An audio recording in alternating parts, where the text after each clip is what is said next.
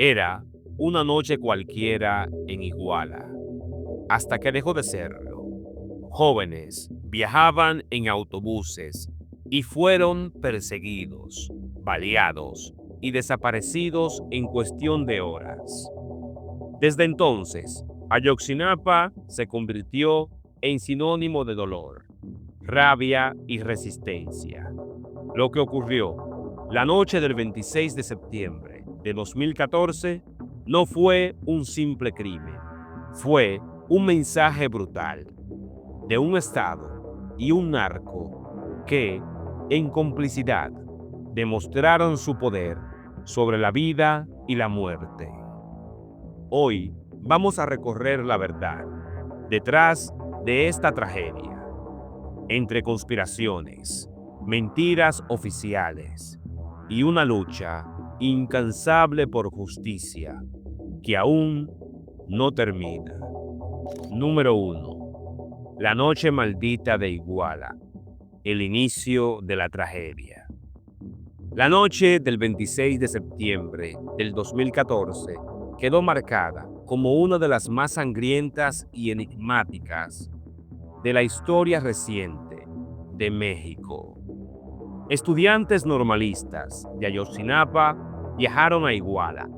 Allí tomaron autobuses con la intención de movilizarse y participar en la marcha del 2 de octubre en Ciudad de México. Pero no sabían que ese viaje se convertiría en el principio de una pesadilla. La ciudad entera parecía estar bajo un cerco invisible.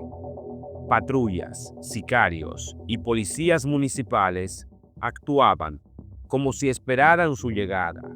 Los jóvenes nunca imaginaron que estaban entrando en una emboscada, de la cual muchos no regresarían.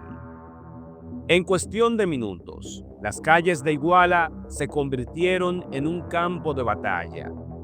Autobuses atravesados, ráfagas de fusiles, sirenas y gritos desgarradores rompieron la calma de la noche. Los estudiantes, desarmados, corrían buscando refugio, mientras eran perseguidos como si fueran enemigos del Estado. La violencia fue brutal y coordinada. Número 2. ¿Quiénes eran los normalistas? ¿Y por qué incomodaban al poder?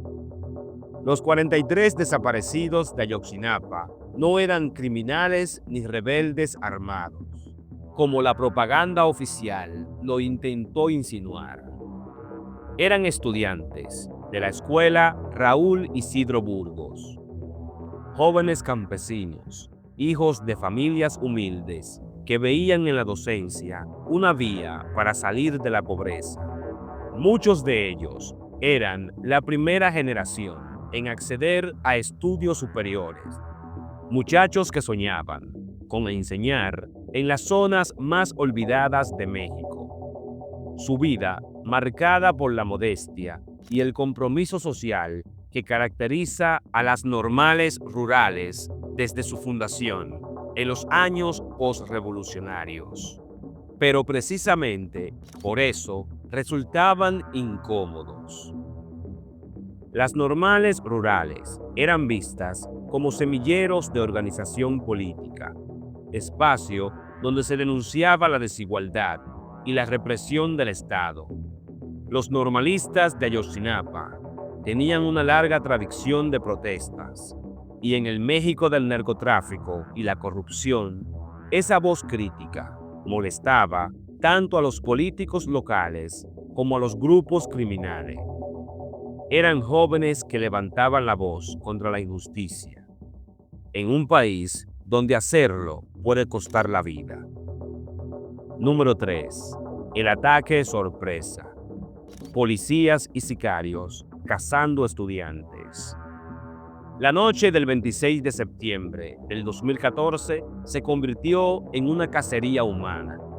Los estudiantes habían tomado autobuses, como solían hacerlo, para trasladarse a Ciudad de México, pero lo que parecía una práctica común desató el infierno. patrullas municipales y hombres armados vinculados al cartel Guerreros Unidos comenzaron a perseguirlos por las calles de Iguala. No fue un operativo improvisado, fue un ataque coordinado. Sucedió en varios puntos de la ciudad, con una brutalidad que parecía una operación militar, no un simple enfrentamiento. Los testimonios recogidos después revelaron escenas de terror. Los normalistas eran interceptados, golpeados y subidos a camionetas. Otros eran perseguidos a balazos, como si fueran enemigos de guerra. Decenas de policías municipales participaron codo a codo con sicarios, sin que ninguna autoridad estatal o federal interviniera para detener la masacre en curso. El saldo inmediato fue de varios estudiantes asesinados, decenas de heridos y 43 desaparecidos. Esa noche, Iguala se convirtió en un campo de caza, donde los jóvenes fueron tratados como presas humanas, mientras el poder miraba hacia otro lado. Número 4. El ejército en silencio.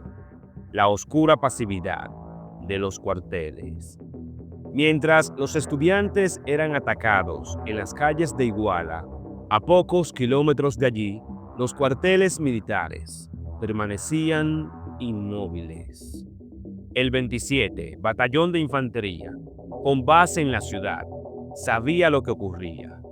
Informes posteriores confirmaron que sus soldados estuvieron siguiendo de cerca los movimientos de los normalistas y hasta tuvieron contacto con algunos sobrevivientes.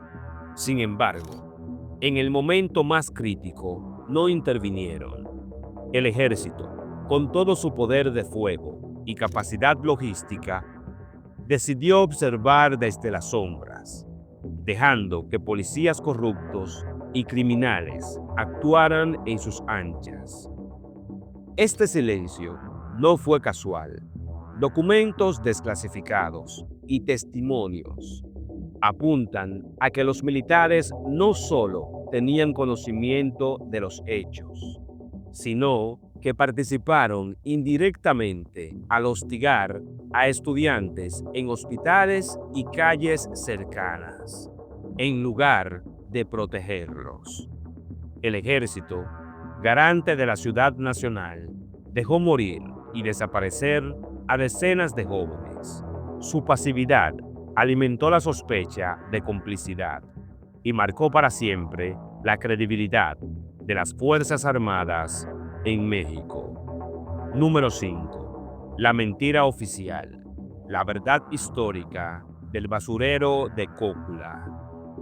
En enero del 2015, el gobierno de Enrique Peña Nieto presentó con bombos y platillos lo que llamó la verdad histórica. Según esta versión, los 43 normalistas habrían sido asesinados, incinerados y reducidos a cenizas en el basurero de Cócula, por órdenes del cartel Guerreros Unidos. La narrativa parecía cerrar el caso. Un crimen brutal, sí, pero ejecutado únicamente por el crimen organizado, sin responsabilidad directa de las autoridades.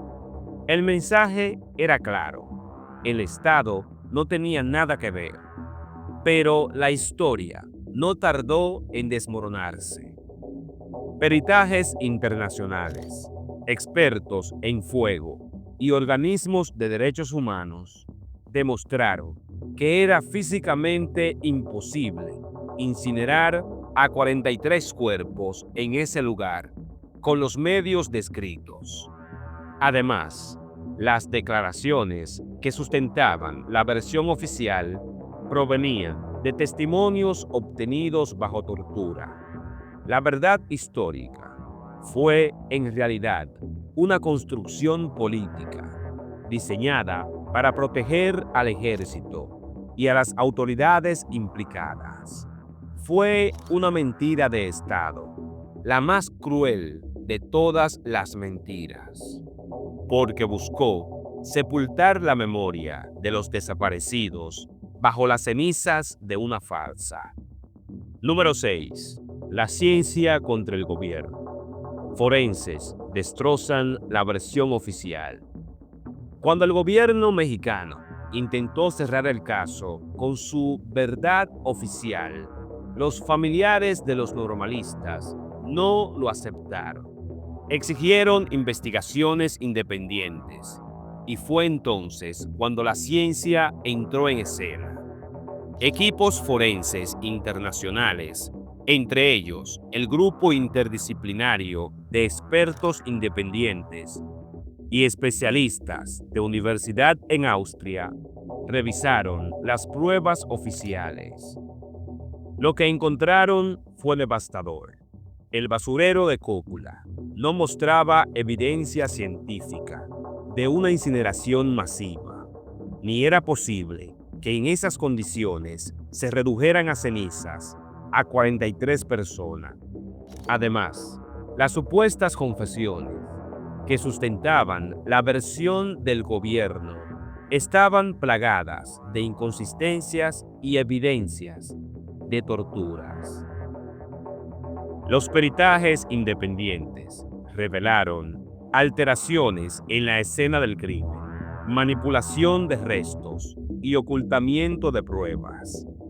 La ciencia desarmó, pieza por pieza, la mentira oficial, dejando en claro que lo ocurrido en Iguala no era un caso aislado de narcoviolencia, sino un crimen de Estado, en el que la verdad fue sacrificada para proteger a los culpables. Número 7. Guerreros Unidos. El narco detrás de la masacre. Detrás del ataque de los normalistas se encontraba el poder siniestro de Guerreros Unidos, un cartel regional que había convertido a Iguala en su fortaleza. Este grupo criminal no solo controlaba la venta de droga y la extorsión en la zona, sino que también mantenían vínculos con autoridades locales. Policías municipales de Iguale y Cócula actuaban prácticamente como un brazo armado del cuartel, garantizando impunidad y ejecutando órdenes que iban más allá de sus deberes. La hipótesis más fuerte sugiere que los estudiantes, sin saberlo, se toparon con un cargamento de drogas o dinero que debía salir hacia Estados Unidos. Los criminales vieron en ellos una amenaza para su negocio y decidieron eliminarlos con la complicidad de policías corruptos. La brutalidad del ataque, la coordinación entre autoridades y sicarios y la rapidez con que se intentó borrar todo rastro apuntan a que Guerreros Unidos no actuaba solo. Era parte de una red donde narco y Estado se confundían, sellando con sangre la tragedia de Ayotzinapa. Número 8. Los mensajes secretos. Chats que revelaron la complicidad. Años después de la tragedia, salieron a la luz mensajes filtrados que destaparon lo que el gobierno había intentado ocultar. Chat interceptados entre miembros de Guerreros Unidos y policías municipales mostraban con crudeza cómo se planificó y ejecutó la desaparición de los normalistas. En esas conversaciones aparecían detalles escalofriantes, nombres de los responsables, las órdenes de desaparecer a los jóvenes y la coordinación para moverlos de un sitio a otro como si fueran mercancía. Lo más perturbador de estas pruebas es que revelaban que las autoridades locales no eran simples testigos, sino cómplices activos del crimen. Número 9. Padres desesperados. una lucha contra todo un estado. Desde la madrugada del 27 de septiembre del 2014, cuando entendieron que sus hijos no volverían más a casa, los padres de los normalistas emprendieron una lucha titánica. Al inicio, creyeron en las promesas oficiales, en las visitas de funcionarios y en las palabras de consuelo. Pero pronto se dieron cuenta que detrás de cada discurso había engaños y dilaciones. El Estado, al que pedían justicia, era el mismo que encubría a los responsables. Con el paso de los años, esos padres se convirtieron en un símbolo mundial de resistencia. Viajaban por México y el extranjero, enfrentaron amenazas, burlaron campañas de desprestigio y nunca aceptaron las versiones oficiales que buscaban enterrar la verdad junto con sus hijos.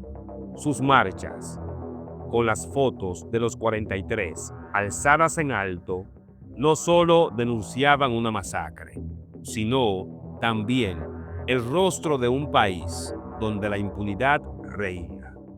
Su lucha es la de padres que no buscan venganza, sino lo más humano y elemental: saber dónde están sus hijos. Número 10. México en llamas. Las protestas que dieron la vuelta al mundo. El caso de Ayotzinapa no quedó enterrado en un expediente oficial, ni en los comunicados del gobierno.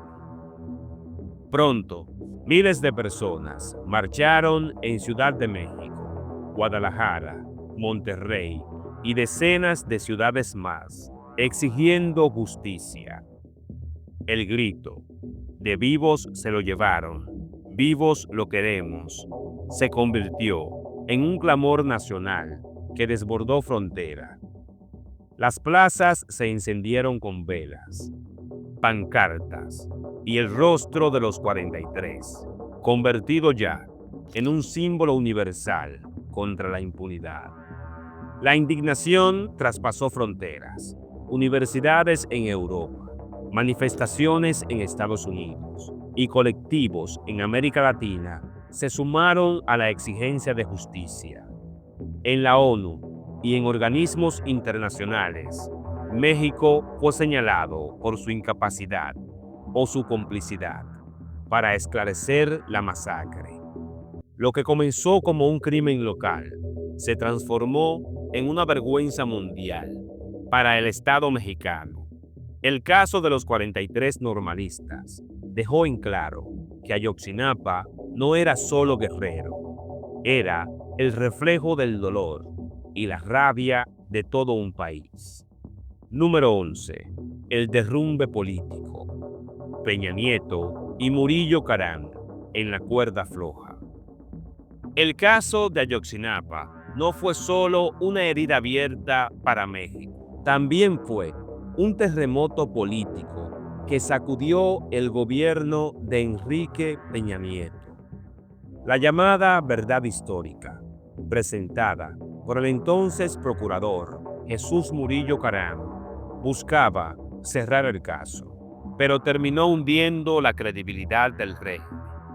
Aquella conferencia, donde el funcionario pronunció su famoso "ya me cansé", se convirtió en símbolo del cinismo, indignación y desprecio hacia las víctimas. Desde ese momento, la legitimidad del gobierno empezó a resquebrajarse. Peña Nieto, que intentaba vender al mundo la imagen de un México moderno y en crecimiento, quedó marcado internacionalmente como el presidente de la desaparición de los 43. Murillo Caram, en tanto, pasó de ser uno de los hombres fuertes del PRI a cargar con el peso de un expediente manchado por encubrimiento y manipulación. El caso de Ayotzinapa se convirtió en un parteaguas. No solo mostró la fragilidad del sistema político mexicano, sino que dejó claro que frente a la corrupción y la mentira, la verdad siempre encuentra la forma de salir a la luz. Número 12. Las promesas de AMLO. Esperanza traicionada. Cuando Manuel López Obrador llegó al poder en 2018, los padres de los 43 desaparecidos vieron en él una luz de esperanza. Durante su campaña, AMLO prometió que rompería el pacto del silencio, que abriría todos los archivos y que el caso Ayotzinapa sería esclarecido a fondo. Se creó una comisión para la verdad y el acceso a la justicia.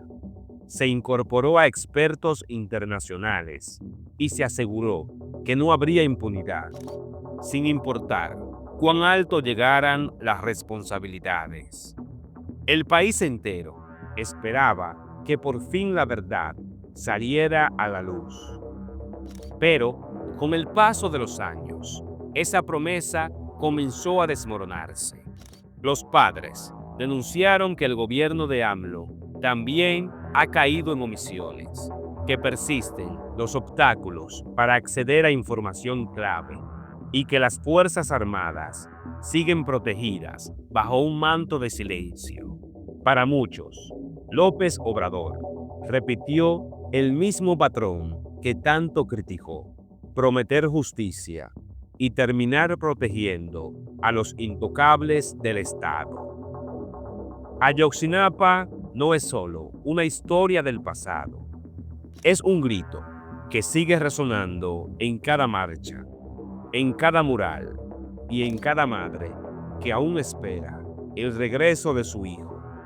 Los 43 se convirtieron en la memoria viva de un país que aprendió con horror que la verdad puede ser enterrada, pero nunca silenciada.